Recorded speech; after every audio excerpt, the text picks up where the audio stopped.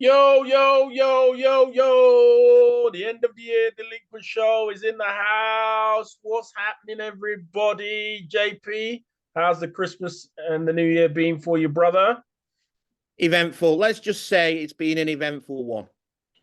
Pretty much. We've had a lot going on. Obviously, we're waiting for Blakey to come on, but obviously he's a technophobe. He has no idea what we do. So we'll wait for him to get on. And his beautiful wallpaper that he always seems to have for us. Johnny, what's happening here? We got a pig in. Is that a pig in the background? And you still got the old Christmas tree up. And It's a you've reindeer. Yeah, painting come down Friday. over Christmas. Bit of painting over Christmas. No, they're coming down Friday. Coming down Friday. Well, what a year we've had on this delinquent show. Our last Hall of Fame. How good was that? Having those last. That was an epic one. Absolutely epic. 14. Wow. And a new stage in it in that we introduced two great teams onto our Hall of Fame. Wow. So what you been doing over the Christmas, my brother? Well, I went down with COVID. Then I ended up in hospital. And now I'm back, fresh, ready to go. Good to see you. Good to see you. So what we're going to talk about today, we got lots to talk about. We got football. We got the darts. Wow. The darts. World's strongest man. The world's strongest man. Oh, my goodness. We've got that as well. It's just, one thing after another. One thing after another. Wow. So what do you want to start with first? Well, actually, I was going to start with wheelchair basketball. Wow. We might finish off the end of the year with wheelchair basketball first.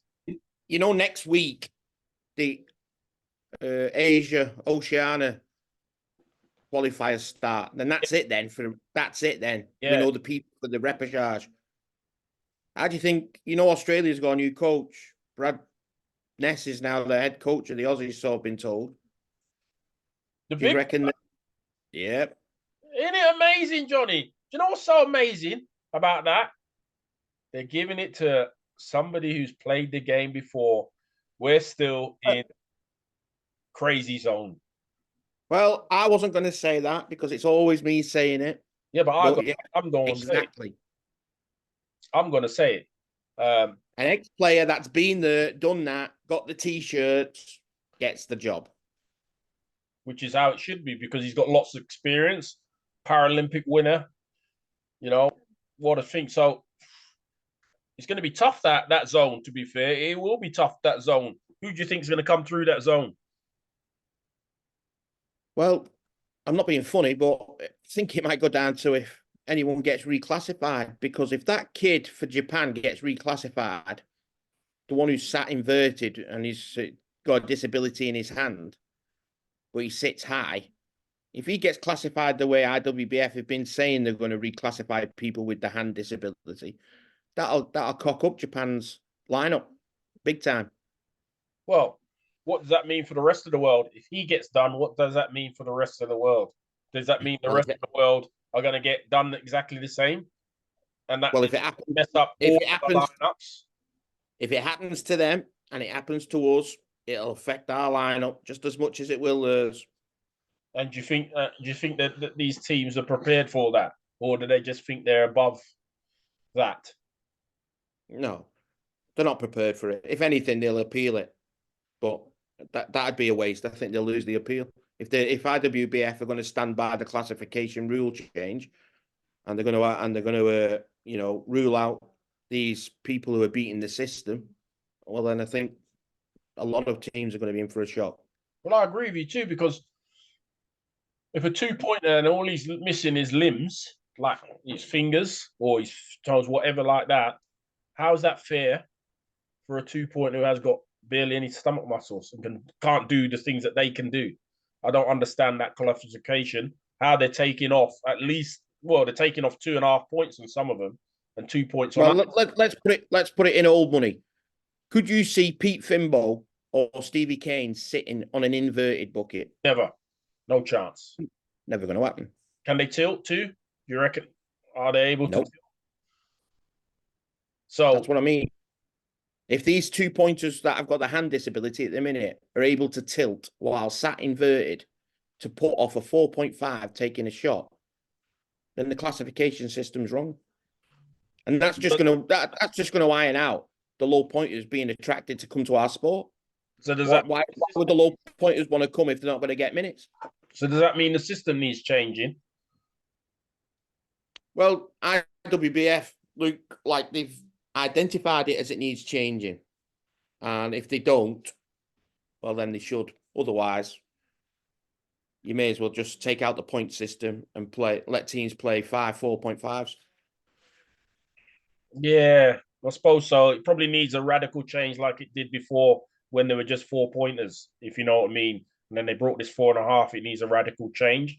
Do you think that change will happen before Paris or after Paris? I'd like to say before. They've got the chance to do it because obviously all the big wigs are going to get together for the repechage. So why can't it be put in place prior to Paris? Yeah, you're probably right. You're probably right. It should be put in place before Paris. Um, it's a tricky one. Well, not a tricky one for me. It probably should never have started in the first place. They should have classified them. If you've got limbs missing, the maximum should be a point off. That's got to be the maximum, no matter how many you've got missing, not 2.5 points. That's crazy. But it can get confusing anyway for the simple fact, the Asia Oceania division is in Iran and Iraq in that. Uh, yeah, I think so. I'm not too sure. We'll have to catch that up. Obviously, on our New Year's show, our new show, we'll catch up on that. And then, so let's get away from the basketball. Let's get away from the basketball. Let's get back to Liverpool, top of the league, going into the new year. We're still there, hanging comfortably top of the league. You know what really annoy me right now? When you put on the telly and they don't even talk about Liverpool. Oh, it's this, that. Don't even hear Liverpool, which is fine by me. We just keep on doing our thing. That's what I say. We keep doing our thing. The Reds are on the march. And then they're going to say, oh, Mo Salah's going to be gone and, all of this malarkey. But hey. They've been saying that today. It's not just Mo Salah, is it? They're on about Endo. He's at that other tournament as well, like Son for Tottenham. Yeah. So it's not just affecting Liverpool, but fact is, at the moment, we're the ones with the target on the back because we're top of the shop. So come and get us. What about the interesting news for Liverpool? Interesting. It's been surfed around a lot. Mbappe to Liverpool. His mum's she loves a Liverpool, and now she's his new agent, and he doesn't look like he's going anywhere. Do you reckon he could be at Liverpool come the end of the summer? I think he can. I think I can't see why not, to be honest, because if his mum's a fan, he's sacked his agent, doesn't want to go to Real Madrid, wants to win the Champions League. I think Liverpool's a team he can achieve that with. Yeah. And I think Klopp's a manager that'll get the best out of him. And how do you think they're going to fit him in? Do you think we're going to have to give up Salah to fit him in? Or can you imagine Salah staying and Mbappe in there? I'd like Salah to stay, but if selling Salah funds the Mbappe, well, I'm all for it. I don't think you're going to get any more than what we've had over the last few years out of Mo. He's give it all. Maybe it's time now for a new number in that position. It'll show in the next couple of weeks with Mo Salah going to the Africa Cup of Nations. Yeah, but the interesting thing about that, when you look at it, I think he misses maybe 2 Premier League games at the end of January if they're still in the tournament. Yeah, he's missing the EFL game and he's missing the FA Cup, isn't he? Yeah, those are the real ones that he's missing. But the league games, I can't remember. I think Arsenal was in there as well. But hopefully, not for my Egyptian fans or our Egyptian fans, that they don't go too deep. Not just to speak about Liverpool. What's happened to United? I was just about to get to that United. The prodigal son. Are they the prodigal son? United? I haven't a clue. How happy were they to come to Anfield to get a point, shut up the shop, and then what? Well, the way it's looking, I heard on TalkSport the other day, they said if they sack the manager, who else did he get in? Well, haven't they done that for the last 5 years? They've had Moisey, they've had Mourinho, they've had Van Gaal. How long does the list need to go on? It's not the managers, it's the club itself. It's the actual club. And we're enjoying it, aren't we?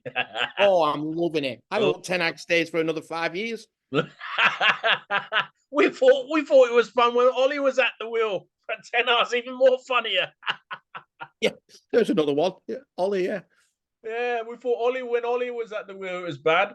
But at least Ollie would come to Anfield and get 7 foot past him. And Ten Hag thought his idea of not getting 7 foot past him, let's put 25 in the back and just hope for a break.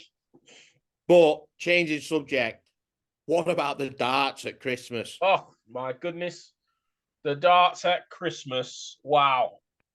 And unfortunately, but he will be here the next show. Our Blakey is definitely the oracle of darts because yes, he is. Tell him why, John. Tell him why. So yesterday was the quarterfinals day, and Blakey didn't only just predict the winners of 4 matches, he actually predicted the 4 correct scores. Unbelievable. So we've got tonight's match. He's going to semis tonight. Semis tonight. We're all waiting for Blakey to give us his predictions, and then what we'll do with that is what, Johnny? We're going to go and put them on. We'll put a little wager on Blakey's predictions tonight. And what do you think? What do you reckon tonight? Do you think the young puppy can get past Ray Cross?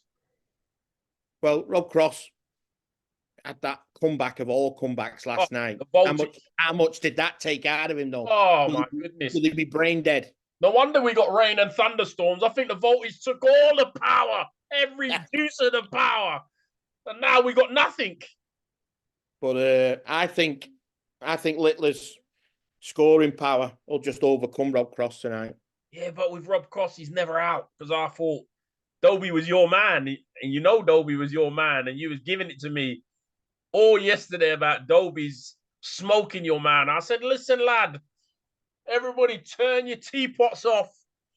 Give that guy some voltage. And we did. And he got some voltage. But, hey, the darts has been immense. If you don't watch darts at Christmas, you're a mug. You are a mug. Get to Correct. Darts. What about the new entertainer? The ultimate entertainer who beat Van Gerwen last night, Williams. Hey, so my shout, I think, I'm still thinking about it because I've still got a bit more time. I said Humphreys from the start, didn't I? But I think Williams may do him tonight. And I've got a feeling that Little, as long as he can handle the pressure, he may beat the voltage. But you just don't know. It's just, you don't know. You don't know.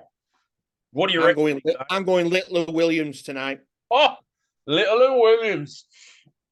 Wow. We're not going to tell you our scores because we've got to wait for the Oracle. And the Oracle... Oh, yeah. I'll wait for the Oracle. And I've got a dark question, but I can only ask it once the Oracle's here as well. Yeah, so we've had some technical problems with the Oracle, but we promise you, because we've got other technical problems today. It's just been a nightmare today. I think it's the weather. Johnny's boy got himself a brand new PlayStation. We got these little clown bullies that have been bullying him. So the big dog has to go and sort him out because he's only got blocked. Sony, come on, unblock the boy. He's a youngster. He's been bullied. Oh. Don't let me have to send Big Daddy in. So once Big Daddy's done that, we'll have another episode that's all sorted for the Blakester to be in the house as well. And then you'll see our predictions for the darts tonight. Me and Johnny made a shout. We think it's going to be Little and Williams. I'm with him, Little Williams. I don't know what the score is. We're not going to tell you the score. So, did you just say Little Willie? Little Willie? No, Little Willie. You donut, Little Willie. Hey, you know what we forgot to talk about? What? Who was in the house on the last episode? The big DK was in the house. Yes, he was.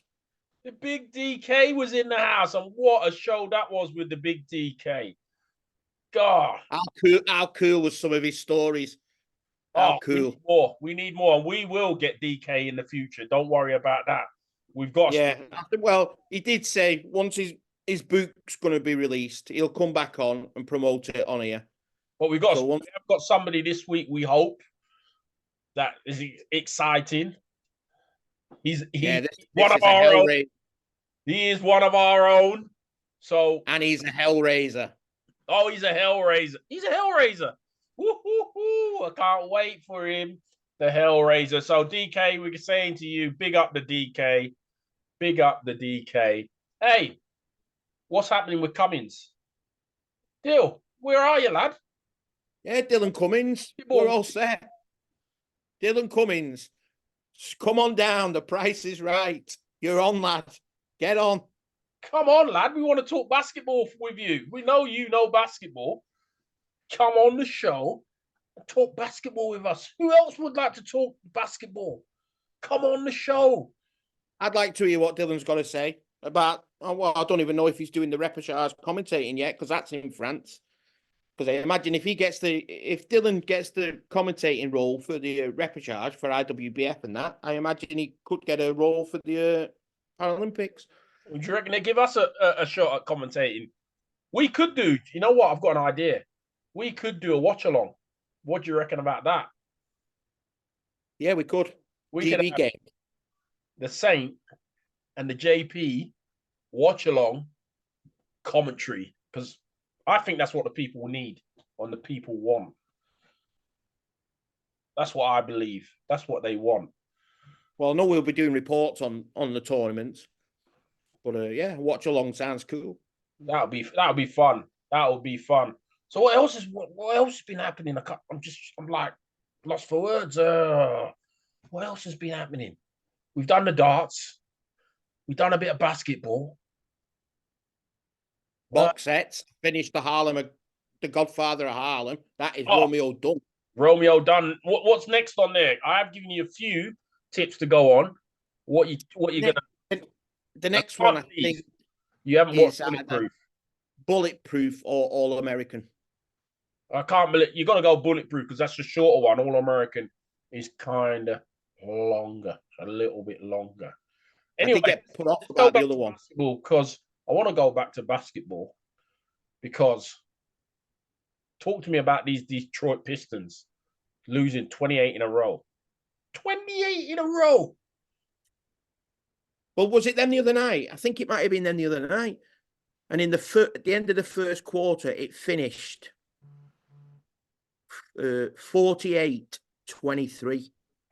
The end of the first quarter. 48-23. Oh, my. At the end of the first quarter. They were leading, weren't they? I think they were playing, were they playing the Clippers? I think it was. Can't remember. But can you imagine losing 28 games in a row? At the moment, the NBA looks like they're setting it in place. But when it comes to the playoffs and everything, it's going to be between Milwaukee and Denver. Milwaukee and Denver. Yeah. And you know what else is coming up now in January that I looked at? Back to basketball. The Women's Premier League. Are you going to watch some of that? Wheelchair Women's Premier League. Women's Wheelchair Premier League? Yeah, the British Basketball's Premier League. Wheelchair Premier League.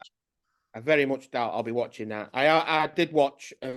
I watched the Premier League game before Christmas, and like I said, I watched it for 11 minutes, and all I saw was inside shots.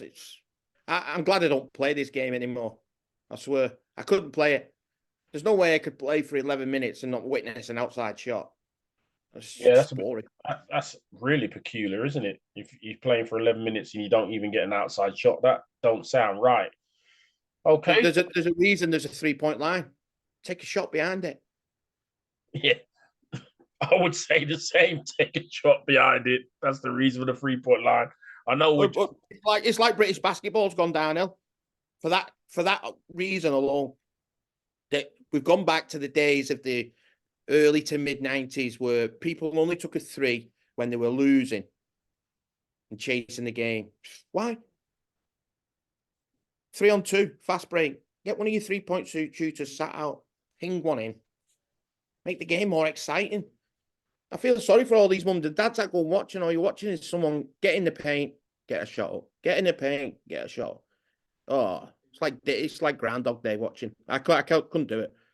Groundhog Day. That's why I can't wait for the Australia Asian Oceania qualifiers just to see some basketball again, because what I've seen online, league basketball in a minute is just big time. And then after that, we've got the March Madness and the NCAA, and we've also got the March qualifiers. Is that the qualifiers? Is that the repechage is March? Is it, or is it May? Can't remember now. Repechage is April. Oh, I was close. So then we got that in April. So that's a good talking about.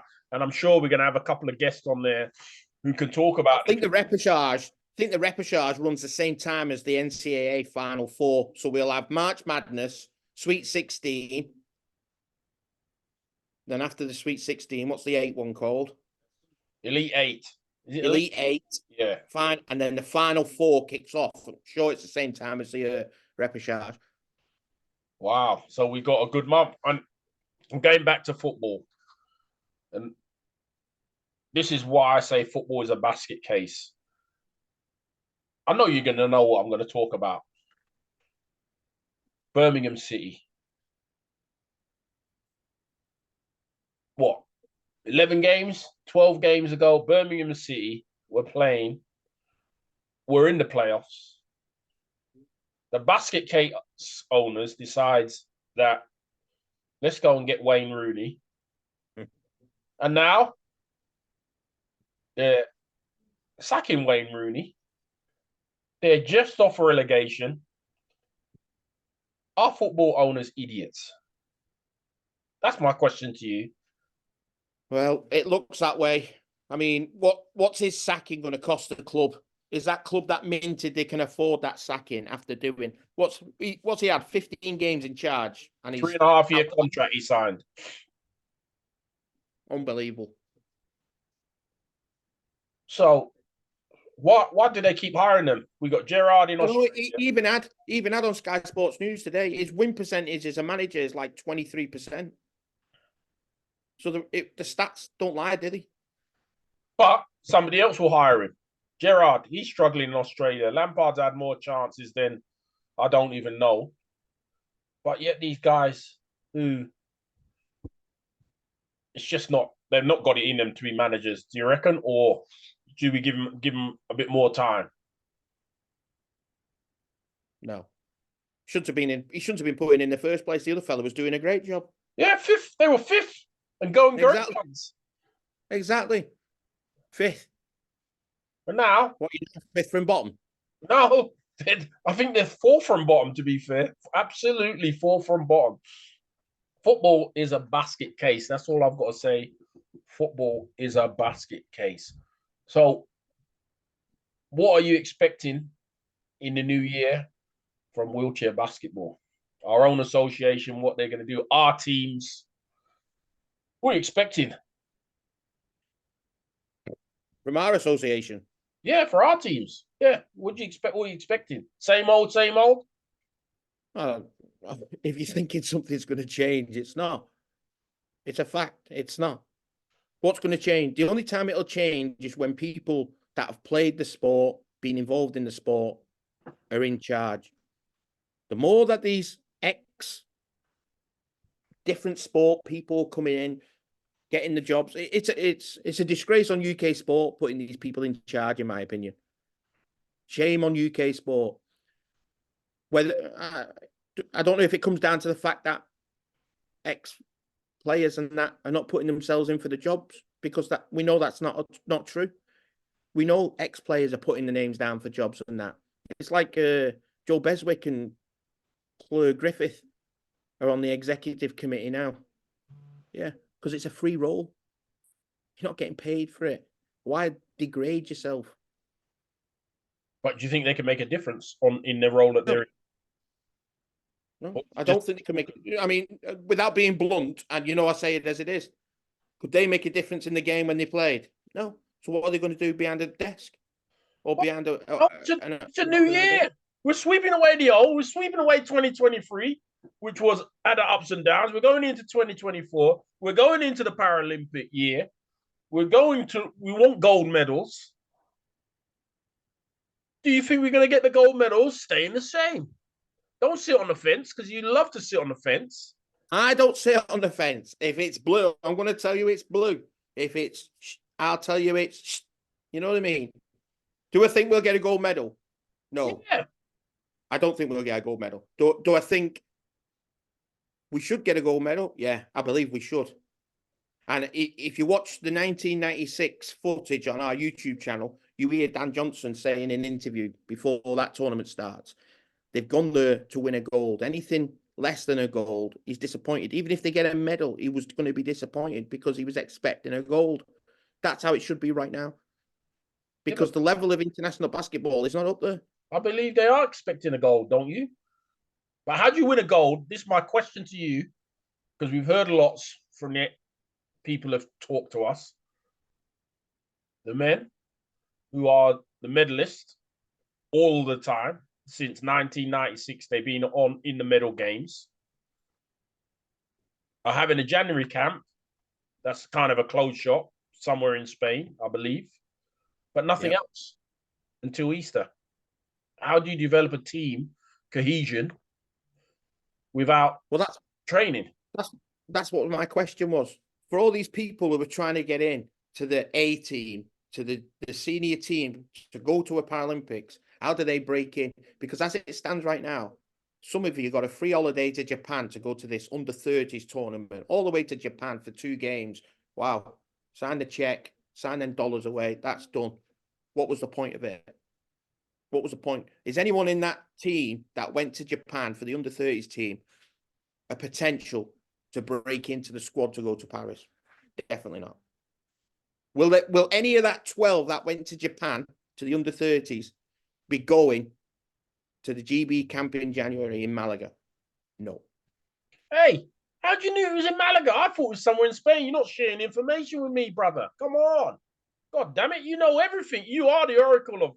You got insiders. What it is, the other day when I opened the back door in the kitchen, this pigeon landed. And when I got the little thing off its foot, it says GB camp Malaga, January. It's just the bird from above. I don't. Mine is. I'm not. I'm trying to understand. So if you're having a camp over there, so you're spending lots of money, does that mean that you're not having any players from here in England joining the camp? Shouldn't it be open like it used to be in the old days? The first camp of we used to go to camps, the first one in January, and there used to be 50 people because you're trying out for the team. Or is it just a closed shop now? You don't get to try out anymore. That's what it is. And according to the dove from above, they're only having the January camp because it's all they can afford. But what do you mean it's all they can afford? How can that be? The GB men have no money, even though they're the medalists. They're the ones with the highest potential of getting another medal at Paris. They're the ones who are skint. But I can't understand. I can't get my head around that. So does that mean both teams are skint then? Or is it just one team is skint and one team's just doing everything they want? No, you see, what happened was after Rio 2016, instead of it being GB men and GB women, it just became GB. So GB get the money. So then it doesn't matter if the women don't do good because the men have won the medal and earned the money for the pot. But the way the pot's being split at the minute, it looks like the split looks like 70-30 to the women and the men are getting 30. But what idiot in their right mind would make that split when we all know and the records state, and I'm not just saying it, the records state that they've never been past the quarterfinals in the Paralympics, the women, why Yeah. would you put all your eggs in one basket? Where the men who have been past, well, like I said, they've been in the semi-finals since 1996. So they're like a guarantee to get you in a medal hunt. Would you put all your baskets into the girls who've never been past the quarterfinals? I'm not really sure. And if you look at the World Championships, they didn't do well there. Yeah, they got to the Europeans. Fine, no problem there. But we know that those other teams are going to be better in the long run. I think you answered the question. You answered the question yourself when you said which idiot makes that split. Well, it's that idiot. So I'm just An asking, what do idiot. you think? Well, the fact of the matter is, the way I see it at the minute, the men have a chance of a medal. That's how I see it. And realistically, the women have a chance of a medal. Do I think the women will medal? No. Do I think the men will? Yeah. That's fact. Now, if the women medal, they make history because they've never won a Paralympic medal. If the men medal, well, it's nothing new. They always do. We always have. But some people would say that you're biased to the men. Some people would say JP is biased to the men and he doesn't care about the women's game. Is that no? I don't think the women care about the game. Not me. I don't think the women do. If the women cared about the game, why have they got a tag hanging over their team called the Uncoachables? Why do people who are involved with women's coaching say you can't coach them because they're all know-it-alls? But why have they got that title? Why not just put a coach in place? Do you think if Van der Linden became the coach of GB women, he could coach them, knowing what he's done with the Dutch women? Yeah. Or are they? So then, is the title of uncoachables true, or are they coachable? Well, I've heard that title, they're uncoachable. I don't think anybody's uncoachable, but I think they've got to understand they've never achieved anything regularly. Yeah, maybe they're one off when they got to the silver in the World Championships, but since they've got that silver, in that time, they fired the coach. The assistant coaches got fired, and they're on a downward spiral. So, yeah, but going off what we saw. Going off what we saw when we watched Dubai, obviously Dubai Worlds were irrelevant because they just went for a holiday. They were told not to worry about the results. And then you go off the Europeans, what we see. Could you say that they understand the game at an elite level, GB women right now? No, because what I was watching, it looked like the players were coaching the coach, not the other way around. And people will go, "Oh, you're just bitter." No, I understand the game. When you look at timeouts, because we're basketball connoisseurs, I would say, you could see the body language that the coach is not coaching them; they're coaching the coach, and that's how I see it. What would you say? Oh, I totally agree. So some of the timeouts look like a Jeremy Kyle show. I don't know who's arguing with who. They're arguing back with the coach. Is that because they're uncoachable? Is that why they get that title? I'm asking. Well, I've never been involved in a GB women's timeout, so I wouldn't know. But like, what was the thing we kept saying when we was watching them in the Europeans? Pick the poison. When they played the Dutch and when they played the Germans, how many times did we say, pick the poison? They're defending people well beyond the 3-point line. You can't shoot a three. Why are you going out there? Just close it out. Get the rebounds. Win the boards. Win the game. but you know what? I think we're going to have to come back to this. We're going to leave it at that for our New Year's ending. It's been a great year for one, the Hall of Fame. Congratulations, John and myself and Blakey and the others for starting the Hall of Fame, which we will continue. We launched the Delinquent Show, and we've had one guest, but what a guest we've had. He's been, We've saved some serious footage. yeah, we've saved some serious footage for all you guys to watch. We just want you to keep on enjoying 2024. We will be back in 2024 with more guests, with more footage, with me, the Saint, the big guy on the other side, JP, new wallpaper, because you look like you're scared to go in that room now, but don't be scared. The Christmas tree will be gone.